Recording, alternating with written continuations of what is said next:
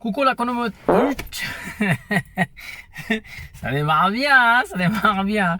Coucou la communauté sportive de toute la planète. Presque ça pas sorti. Surtout la communauté de Jiu-Jitsu, de la lutte. Ous. Je voulais dire une chose, surtout pour toi qui es débutant. Moi, je reste ceinture blanche. Ça fait déjà un an et un petit peu beaucoup. Je pense que ça commence à faire beaucoup même. J'ai envie de monter, bien sûr. Mais avant de vouloir juste monter, je voulais commencer à comprendre les choses. Un jour, j'ai entendu d'un maître qui, en combat dans une compétition, ça équivaut à 6 mois d'entraînement.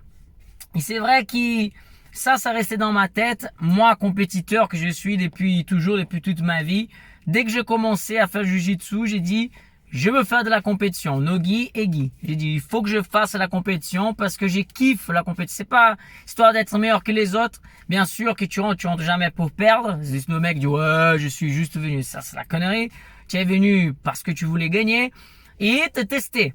Et moi, j'ai dit toujours, ça c'est ma phrase, je veux pas être champion du monde, mais je veux qu'un jour, je tourne avec le champion du monde et que le champion du monde dise, putain, t'es chiant, hein, t'es vraiment chiant à passer. Voilà, ça c'est mon objectif. Ce que je veux dire par là, les amis, c'est que j'ai fait un combat dimanche et dans ces combats, il y a un moment que je suis au sol et les fighters ils vont s'identifier là. Mon coach, il était en train de me coacher, mon maître était en train de me coacher d'extérieur. Il a dit, mets-toi à 4 pattes.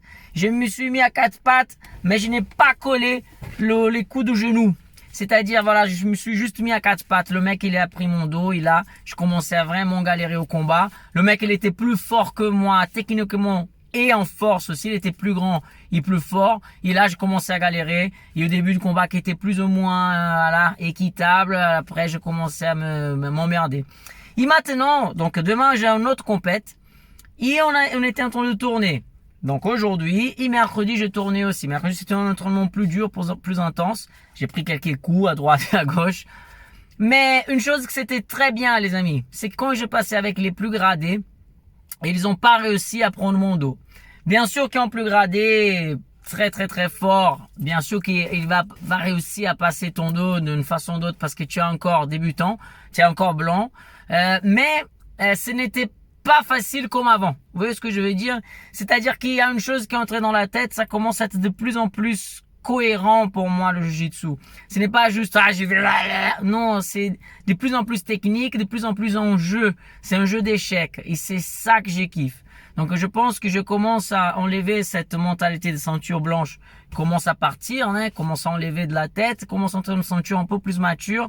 Donc genre j'ai envie pas simplement j'ai envie de gagner bien sûr, mais c'est pas que ça, c'est de bien comprendre le combat. Il y a ces moments pour progresser. Là, j'ai plus commis pendant l'entraînement le même erreur du combat. Donc c'est pour ça, voilà, parfois tu répètes les mêmes erreurs, répète. Et quand tu fais une compète qui ça veut quelque chose, voilà, tu veux gagner, c'est le combat, la médaille, etc. Et si tu perds, ben voilà, tu dis putain, où j'ai perdu? C'était où? Ah d'accord, ça là, je ferai plus jamais. Voilà, donc je suis très content que ma conscience des têtes des fighters, elle est de plus en plus élevée.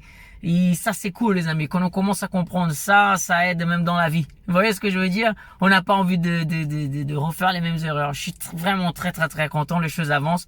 Et quand c'est comme ça, après les blessures, opérations, revenir au tatami et pouvoir faire de compètes, ah c'est trop bien. Ous, n'abandonnez jamais vos rêves les amis. Ça peut paraître impossible, vraiment impossible. Mais si c'est impossible pour les autres, impossible pour toi, il faut continuer. Ciao!